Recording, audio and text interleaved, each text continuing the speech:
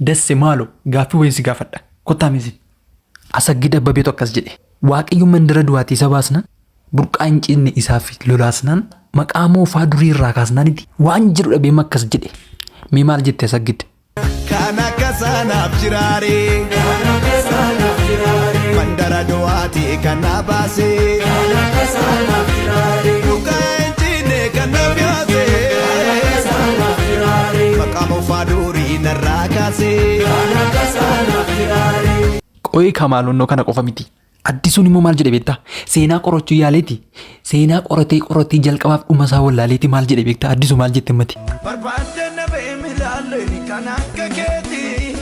Barbaadii madhabe addisuun immoo iyyoo kan akka Waaqayyo jiraa dassee maaloo. Qo'ee Kamaaliin xumurree maal taate? Abbabaan Tamasgeen immoo maal jedhe beektaa? Yeroo isaaf dhumetti yeroo nabdii kutatetti Waaqayyo isaaf dhannaanitti maal jedhe beektaa? Dassee maal jette mata abbabe? Akka keetii eessatti argatu yeroo dhumetti kan nama dhufu gooftaa Yesuus kun kan akka keetii eessatti argama olii kan dhuftee ilmaan namaa. Desse kan akka Waaqayyo jira kan akka Waaqayyo eessatti argama. Maaloo isa dhumaa qo'ee gaan ariifatini maali? Isa dhumaa ifaa deessisaa maal jedhe beektaa? Afaan bira dabarsee kan garaa namaa laalu. Akka awwaalchaaf guurameeni riqicha namaaf ijaaru uffeeka.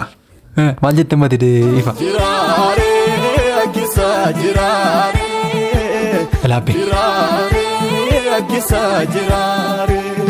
Gaaffii isaanii hundumaa walitti qabi deebisi gaammame. Kan akka Waaqayyo kanaa jiraareedha hundumtu. Barbaadeen nabeen inni kaan immoo jiraawodhe gaaffitti ta'e. Inni kaan immoo barbaadeen nabe fakkaattii isaa jedhe. Mi'ati dasse maal jette yoo wanta agartee qabaatte mee nutti himime. Mo'eera jaalmaan kan saati injiruun kan akka saati. Mo'eera jaalmaan kan saati injiruun kan akka saati.